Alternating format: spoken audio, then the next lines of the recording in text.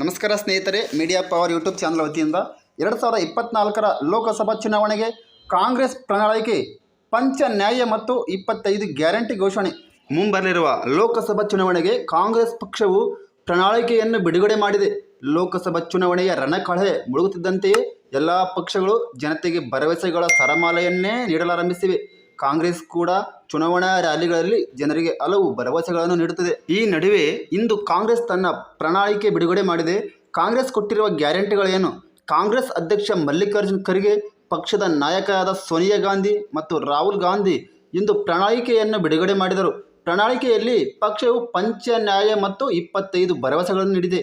ಕಾಂಗ್ರೆಸ್ ತನ್ನ ಪ್ರಣಾಳಿಕೆಯಲ್ಲಿ ಯುವ ನ್ಯಾಯ, ನಾರಿ ನ್ಯಾಯ, ಕಿಸಾನ್ ನ್ಯಾಯ, ಶ್ರಮಿಕ್ ನ್ಯಾಯ ಮತ್ತು ಹಿಸ್ಸೇದಾರಿ ನ್ಯಾಯ ಹಾಗೂ ಖಾತರಿಗಳು ಸೇರಿದಂತೆ ಪಂಚ ನ್ಯಾಯ ಅಥವಾ ನ್ಯಾಯದ 5 ಸ್ತಂಭಗಳಿಗೆ ಒತ್ತು ನೀಡುತ್ತದೆ. ಕಾಂಗ್ರೆಸ್ ಪಕ್ಷವು ದೇಶದಾದ್ಯಂತ ಜಾತಿ ಆಧಾರಿತ ಜನಗಣತಿ ನಡೆಸುತ್ತಿರುವುದಾಗಿ ಭರವಸೆ ನೀಡಿದೆ. 2024ರಲ್ಲಿ ಕೇಂದ್ರದಲ್ಲಿ ಕಾಂಗ್ರೆಸ್ ಸರ್ಕಾರ ರಚನೆಯಾದರೆ ಬಡ ಕುಟುಂಬದ ಮಹಿಳೆಯರಿಗೆ ಪ್ರತಿ ವರ್ಷ ಲಕ್ಷ ರೂಪಾಯಿಗಳ ನೆರವು ನೀಡುವುದಾಗಿ ತಿಳಿಸಿದ ಅವರು ರೈತರ ಸಾಲ ಮನ್ನಾ ಮಾಡುವುದಾಗಿ ಭರವಸೆ ನೀಡಿದರು. ಯುವ ನ್ಯಾಯ ಅಡಿಯಲ್ಲಿ ಪಕ್ಷವು ಮಾತನಾಡಿರುವ 5 ಖಾತರಿಯಲ್ಲಿ 30 ಲಕ್ಷ ಸರ್ಕಾರಿ ಉದ್ಯೋಗಗಳನ್ನು ಒದಗಿಸುವ ಭರವಸೆ ಮತ್ತು 1 ವರ್ಷದವರೆಗೆ ಅಪ್ರೆಂಟಿಸ್ಶಿಪ್ ಕಾರ್ಯಕ್ರಮದಡಿ ಯುವಕರಿಗೆ 1 ಲಕ್ಷ ರೂಪಾಯಿ ನೀಡುವುದಾಗಿ ತಿಳಿಸಿದ್ದಾರೆ. ಸ್ವಾಮಿನಾಥನ್ ಆಯೋಗದ ಶಿಫಾರಸಿನಂತೆ ಪ್ರತಿ ವರ್ಷ MSP ಘೋಷಿಸುವ ಕಾನೂನು ಖಾತರಿ ನೀಡುವುದಾಗಿ ಘೋಷಿಸಿದ್ದಾರೆ. ಕಾರ್ಮಿಕ ನ್ಯಾಯ ಅಡಿಯಲ್ಲಿ ಕಾರ್ಮಿಕರಿಗೆ ಆರೋಗ್ಯದ ಹಕ್ಕನ್ನು ಒದಗಿಸುವುದು, ದಿನಕ್ಕೆ ಕನಿಷ್ಠ 400 ರೂಪಾಯಿ ವೇತನ ಮತ್ತು ನಗರ ಉದ್ಯೋಗ ಖಾತರಿ ಖಚಿತಪಡಿಸುವುದಾಗಿ ಭರವಸೆ ನೀಡಿದ್ದಾರೆ.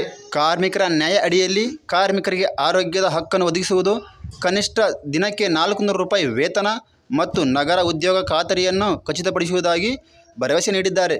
ಕೇಂದ್ರ ಸರ್ಕಾರಿ ಉದ್ಯೋಗಗಳಲ್ಲಿ ಮಹಿಳೆಯರಿಗೆ 50% ಮೀಸಲಾತಿ ಕಲ್ಪಿಸುವುದಾಗಿ ಪ್ರಣಾಳಿಕೆಯಲ್ಲಿ ಹೇಳಲಾಗಿದೆ.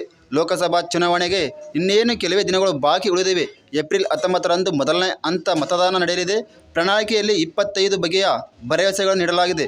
ನಮ್ಮ ಪ್ರಣಾಳಿಕೆ ಬಡವರಿಗೆ ಮೀಸಲಾಗಿದೆ ಎಂದು ಮಲ್ಲಿಕಾರ್ಜುನ್ ಖರ್ಗೆ ಸಾಹೇಬರು ತಿಳಿಸಿದ್ದಾರೆ. ಈ ವಿಡಿಯೋ ಇಷ್ಟವಾದರೆ ಲೈಕ್ ಮಾಡಿ, ಶೇರ್ ಮಾಡಿ, ಸಬ್ಸ್ಕ್ರೈಬ್ ಮಾಡಿ. ಧನ್ಯವಾದಗಳು ಸ್ನೇಹಿತರೆ.